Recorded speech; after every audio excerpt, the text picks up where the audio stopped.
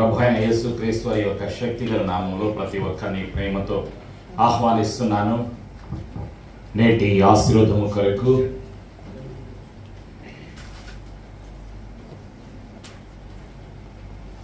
బహుమానము పొందడానికి 4 సూత్రాలు. 4 principles to receive rewards. దేవుని బహుమానము పొందాలి అంటే నీవు ఏం చేయాలి?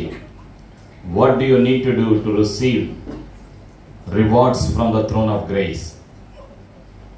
నేటి వాగ్దానము. Today's promise from the throne of grace, the book of Psalms 81 verse 16. కీర్తన 81:16. పరిశుద్ధాత్ముడు గుర్తు చేస్తున్నటువంటి సత్యం. But you would be fed with the finest of wheat, with honey from the rock I would satisfy you. కీర్తన 81:16. కలిసి నాతో చెప్పండి. అతి శ్రేష్టమైన గోధుమలను అనుగ్రహించి, అతి శ్రేష్టమైన గోధుమలను అనుగ్రహించి నేను వారిని పోషించుదును, కొండ తేనెతో నిన్ను తృప్తిపరచుదును. ఆమేన్. దేవుని వాగ్దానం కీర్తనకారుడి ద్వారా, గాయకుని ద్వారా పరిశుద్ధాత్ముడు బయలుపరుస్తున్నటువంటి సత్యం.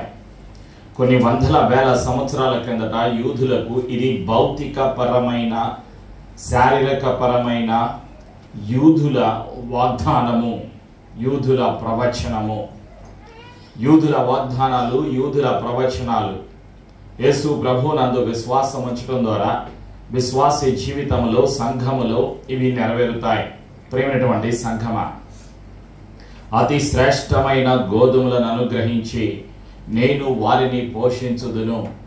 యూదులను పోషించే దేవుడు, మానవ జాతిని పోషించే దేవుడు, విశ్వాసీ జీవితాన్ని, విశ్వాసీ కుటుంబాన్ని పోషించే దేవుడు, సర్వశక్తిమంతుడు, సర్వాధికారి, సర్వ సృష్టికర్త అయినటువంటి ప్రభువైన యేసుక్రీస్తు కొండ తేనెతో నిన్ను తృప్తిపరచుదును. అడవిలో దొరికేటువంటి తేనె కన్నా కొండ తేనె శ్రేష్టమైనది. అందుకే కొండల్లో దొరికేటువంటి కొండ తేనెతో నిన్ను తృప్తిపరచుదును. అతి శ్రేష్టమైనటువంటి తేనెతో నేను నిన్ను తృప్తిపరుస్తాను అని దేవుడు సెలవిస్తున్నాడు. ప్రేమైనటువంటి సంఘమా, ఎవరిని? యూదులను. ఇది యూదులకు భౌతిక పరమైన ఆశీర్వాదం. అయితే విశ్వాసులకు ఇది ప్రతి విశ్వాసి ఆత్మీయ యూదుడు, ఆత్మీయ ఇజ్రాయేలీలు ప్రతి విశ్వాసి. విశ్వాసులకు ఇది వాగ్దానం. విశ్వసించినప్పుడు 4 సంబంధాలు కలిగి ఉన్నప్పుడు. ఏమిటి ఆ 4 సంబంధాలు? 1, క్రీస్తు రక్తము ద్వారా కడగబడి క్రీస్తు యేసుతో సంబంధము కలిగి ఉన్నప్పుడు. 2, అభిషిక్తుడైన సేవకునితో సంబంధము కలిగి ఉన్నప్పుడు. 3, అభిషేకము కలిగిన సంఘముతో సంబంధము కలిగి ఉన్నప్పుడు. 4, దర్శనముతో కలిసి పనిచేస్తున్నప్పుడు. ఈ యొక్క ఆశీర్వాదానికి నీవు నేను కూడా యోగ్యతను కలిగి ఉంటాం. అయితే సంబంధం, 4 సంబంధాలు మనం కలిగి ఉండాలి. 4 లక్షణాలు కూడా కలిగి ఉండాలి. బహుమానాలు, భూలోకములో మానవుడు పొందుకునేటువంటి బహుమానాలు కృప ద్వారా పొందుకుంటాం. విశ్వాసి భూలోకాన్ని వదిలిపెట్టిన తర్వాత, పరలోకము వెళ్ళిన తర్వాత పొందుకునేటువంటి బహుమానాలు కొరకు శరీరములో ఉన్నప్పుడు, భూలోకములో ఉన్నప్పుడు కష్టపడాలి. వాటిని రివార్డ్స్ అంటాం. Inheritance is free, but the rewards you and I need to work hard. రక్షణ ఉచితం, పరలోకం ఉచితం, క్రీస్తు ప్రేమ ఉచితం, పరిశుద్ధాత్మ వరాలు ఉచితం, నిత్య జీవం ఉచితం. ఇవన్నీ ఉచితం. కానీ పరలోకము వెళ్ళిన తర్వాత యేసయ్య బహళ నమ్మకమైన దాసుడా అని పిలిచి యేసయ్య ప్రక్కన కూర్చోపెట్టుకోవాలి అంటే నిన్ను నన్ను శరీరంలో ఉన్నప్పుడే కష్టపడాలి. కష్టపడకుండా బహుమానం లేదు. ఇప్పుడు పరీక్షలు రాస్తున్నారు, నీట్ పరీక్షలు రాస్తున్నారు. పరీక్షలు చాలామంది విద్యార్థులు రాశారు. హై స్కూలు, కాలేజీ, యూనివర్సిటీ, కొంతమంది ఇంకా రాయబోతున్నారు, కొంతమంది రాశారు. కష్టపడకుండా పరీక్షలు రాయలేరు. కష్టపడకుండా పరలోకములో బహుమానాలు విశ్వాసులకు లేవు. పరలోకములో బహుమానాలు పొందాలి అంటే భూలోకములో బతికి ఉన్నప్పుడే విశ్వాసి శారీరకంగా కష్టపడాలి, మానసికంగా కష్టపడాలి, ఆత్మీయంగా కష్టపడాలి. అప్పుడే బహుమానాలు. Rewards. To receive the rewards, you and I need to work hard. You and I need to follow 4 principles. 4 సూత్రాలు పాటిస్తేనే దేవుడు ఇచ్చే శాశ్వతమైన బహుమానాలు పరలోకములో మానవుడు అనుభవించగలుగుతాడు. ఈ వాగ్దానం భూలోకానికి సంబంధించింది. ఏది? కీర్తన 81:16. అతి శ్రేష్టమైన గోధుమలను అనుగ్రహించి నేను వారిని పోషించుదును, కొండ తేనెతో నిన్ను తృప్తిపరచుదును. ఇది భూలోకానికి సంబంధించింది. పరలోకానికి వెళ్ళిన తరువాత దేవుడు ఇచ్చే కిరీటాలు, బహుమానాలు, నిత్యము శాశ్వతమైనటువంటి ఆ సంతోషముతో యేసయ్య ప్రక్కన కూర్చునేటువంటి ధన్యత పొందాలి, బహుమానాలు పొందాలి అంటే భూలోకములో నీవు 4 రకాలైనటువంటి సూత్రాలను పాటించాలి. మొదటిగా నీలో తేనె ఉండాలి. తేనె దేనికి గుర్తు? వాక్యానికి గుర్తు. ప్రేమైనటువంటి సంఘమా, అదే పరిశుద్ధాత్ముడు గుర్తు చేస్తున్నటువంటి సత్యాలు. తేనె మనలో ఉండాలి. 119వ కీర్తనలో పరిశుద్ధాత్ముడు గుర్తు చేస్తున్నాడు. ఆయన గుర్తు చేస్తున్నటువంటి సత్యం 119వ కీర్తన 103వ వచనాన్ని మనం జ్ఞాపకం చేసుకుందాం. కలిసి నాతో చెప్పండి. నీ వాక్యములు నా జీవకు ఎంతో మధురములు, అవి నా నోటికి తేనె కంటే తీపిగానున్నవి. ఆమేన్. ఒక విశ్వాసి జీవితంలో ఉండవలసినటువంటి మొదటి లక్షణం, మొదటి సూత్రం తేనె ఉండాలి. మన జీవితము తేనెలా ఉండాలి, మన మాటలు తేనెలా ఉండాలి. ప్రేమైనటువంటి సంఘమ, తేనె కంట తీపినైనది, తేనె కంట తీయనైనది యేసయ్య మాట. ఆ మాట మనలో ఉన్నప్పుడు, యేసయ్య మాట మన అంతరంగములో ఉన్నప్పుడు, మన ఆత్మలో ఉన్నప్పుడు, మన ఆలోచనల్లో ఉన్నప్పుడు, మన జీవితంలో ఉన్నప్పుడు, మన జీవితమే తేనె కన్నా మధురముగా మార్చివేయబడుతుంది. అంటే నీలో ఏముండాలి, నాలో ఏముండాలి? తేనె ఉండాలి. తేనె కన్నా తీపి అయినది వాక్యము. వాక్యము కన్నా శ్రేష్టమైనది ఈ లోకములో మరొకటి లేదు. కాబట్టి నీలో తేనె ఉన్నదా? ప్రతిరోజు తేనె ఉండాలి. ప్రేమైనటువంటి సంఘమ, తేనె మనకి కావాలి అంటే ఏముంటుంది? తేనె తీగలు కష్టపడతాయి. తేనెటీగలు కష్టపడి తేనెను సమకూరుస్తాయి. వాటికి క్రమశిక్షణ ఉంటుంది. అవి ఒక క్రమాన్ని అనుసరిస్తాయి. ప్రేమైనటువంటి సంఘమ, క్రమశిక్షణతో అవి తేనెను సంపాదిస్తాయి. కష్టపడి సంపాదించి ఒక స్థలంలో ఉంచుతాయి. అవి ఇస్తాయి.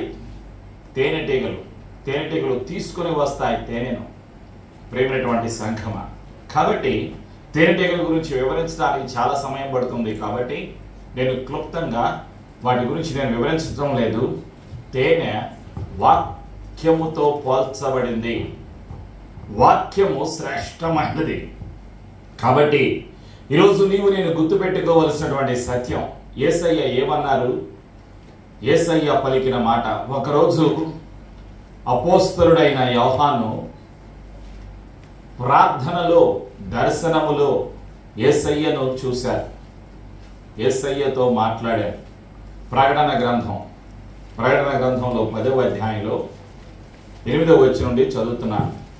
అంతటా పరలోకము నుండి నేను వినిన స్వరము మరలా నాతో మాట్లాడుచు, నీవు వెళ్ళి సముద్రం మీదను భూమి మీదను నిలిచి ఉన్న ఆ దూత చేతిలో విప్పబడి ఉన్న ఆ చిన్న పుస్తకము తీసుకొనమని చెప్పుట వింటిని. యేసయ్య మాట్లాడుతున్నారు ఎవరితోటి? యోహానుతోటి. యోహాను ఎక్కడ ఉన్నారు? పద్మాసు అనేటువంటి ఒక ద్వీపములో చెరసాలలో ఖైదీగా ఉన్నాడు. యోహానుతో యేసయ్య మాట్లాడుతూ ఉన్నారు. నేను ఆ దూత యొద్దకు వెళ్ళి ఆ చిన్న పుస్తకము నాకిమ్మని అడుగగా యోహాను చెప్తున్నాడు యేసయ్యతో, ఆయన దాన్ని తీసుకొని తినివేయుము, అది నీ కడుపునకు చేదగును గాని నీ నోటికి తేనె వలె మధురముగా ఉండునని నాతో చెప్పాను. అంతటా నేను ఆ చిన్న పుస్తకమును దూత చేతిలో నుండి తీసుకొని దానిని తినివేసి తిని, అది నా నోటికి తేనె వలె మధురముగా ఉండెను గాని నేను దానిని తినివేసిన తరువాత నా కడుపుకు చేదాయను. అప్పుడు వారు నీవు ప్రజలను గూర్చియు జనములను గూర్చియు ఆయా భాషలు మాట్లాడు వారిని గూర్చియు అనేక మంది రాజులను గూర్చియు మరలా ప్రవచింప నగత్యమని నాతో చెప్పేరి. ప్రకటన గ్రంథము 10వ అధ్యాయము 8 నుంచి ఆఖరి వచనాల వరకు రాయబడి ఉన్నటువంటి సత్యం. యోహాను తిన్నాడు. యోహాను ఏం తిన్నాడు? ఒక దేవదూత ఇచ్చినటువంటి పుస్తకం, చిన్న పుస్తకము. ఆ పుస్తకంలో ఏమున్నది? దేవుని మాట, దేవుని యొక్క మాట. దేవుని యొక్క మాట తింటే తన నోటిలో అది ఎలా అనిపించింది? తేనె వలె మధురముగా ఉన్నది. యేసయ్య మాట మానవ జాతిలో ఉన్నటువంటి పాపాన్ని చంపివేస్తుంది, పాపికి జీవాన్ని అనుగ్రహిస్తుంది. తేనె వలె మధురముగా ఉండెను. ఆయన మాటను అంగీకరిస్తే వారి జీవితాలు తేనె కంటే మధురముగా మార్చివేయబడతాయి. ఎవరైతే విశ్వసిస్తారో, ఎవరైతే విధేయత చూపిస్తారో, ఎవరైతే సంబంధం దేవునితో క్రీస్తు రక్తముతో కలిగి ఉంటారో వారి జీవితాలు ఈ భూలోకంలో తేనె వలె శ్రేష్టమైనటువంటి, మధురమైనటువంటి, ఆశీర్వాదకరమైనటువంటి జీవితాలుగా మార్చివేయబడతాయి అని పరిశుద్ధాత్ముడు గుర్తు చేస్తూ ఉన్నాడు. ప్రియమైనటువంటి సంఘమా, దేవుడు వాగ్దానం చేశారు యూదులకు. ఏమని వాగ్దానం చేశారు?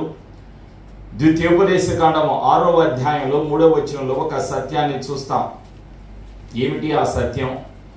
Deuteronomy chapter 6 verse 3. కాబట్టి ఇజ్రాయేలు, నీ పితరుల దేవుడైన యెహోవా నీతో చెప్పిన ప్రకారము పాలు తేనెలు ప్రవహించు దేశములో, కలిసి నాతో చెప్పండి, పాలు తేనెలు ప్రవహించు దేశములో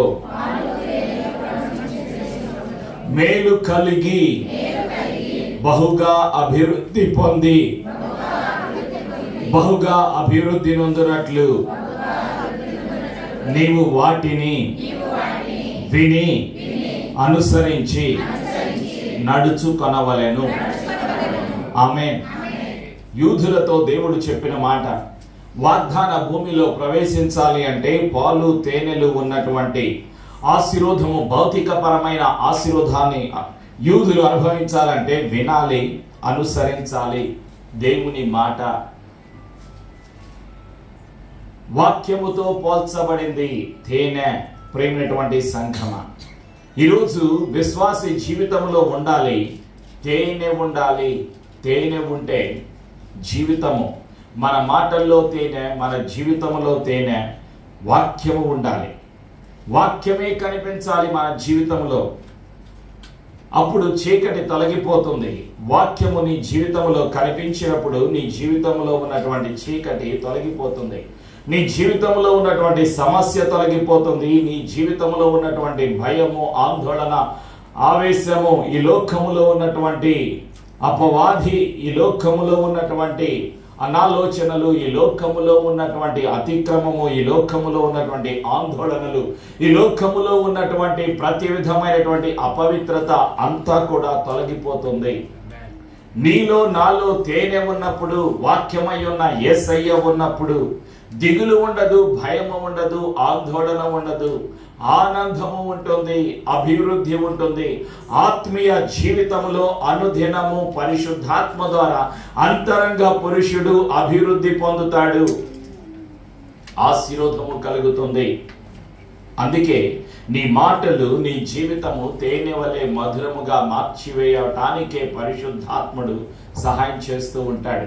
ప్రియమైనటువంటి సంఘమా, అందుకే బహుమానాలు పరలోకములో పొందాలి అంటే భూలోకములో నీవు నేను కష్టపడాలి. తేనె మనలో ఉండాలి, వాక్యము మనలో ఉండాలి. రెండవ సూత్రం, త్యాగము ఉండాలి.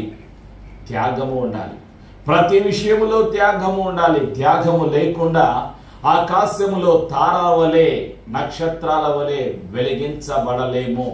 ప్రియమైనటువంటి సంఘమా, యేసయ్య ఈ లోకములో తన జీవితాన్ని త్యాగం చేశారు. యేసయ్య తన ప్రేమను శిలువ మరణములో చూపించారు. అందుకే భక్తుడైనటువంటి పౌలు గారు సెలవిస్తూ ఉన్నాడు.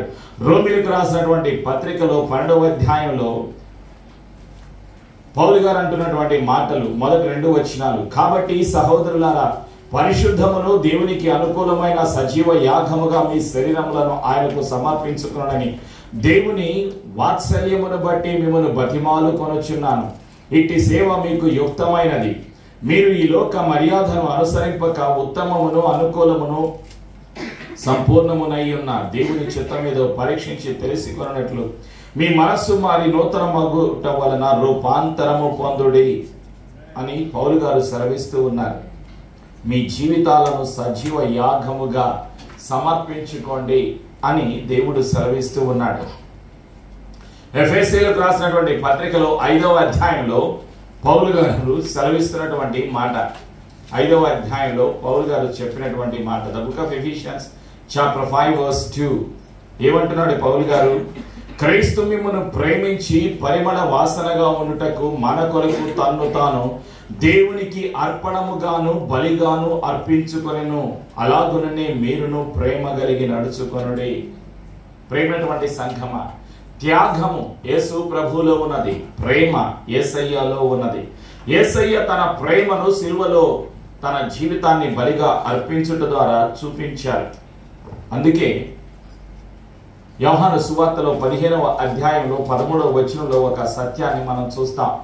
యోహాను 15:13లో వ్రాయబడినటువంటి సత్యం, John the gospel chapter 15 verse 13, తన స్నేహితుల కొరకు తన ప్రాణము పెట్టువాని కంటే ఎక్కువైన ప్రేమ గలవాడెవడును లేడు.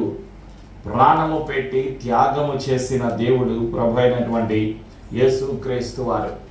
ఆయన ప్రేమను చూపించారు, సిలువలో బలియాగము చేశారు, తన శరీరాన్ని, తన జీవితాన్ని.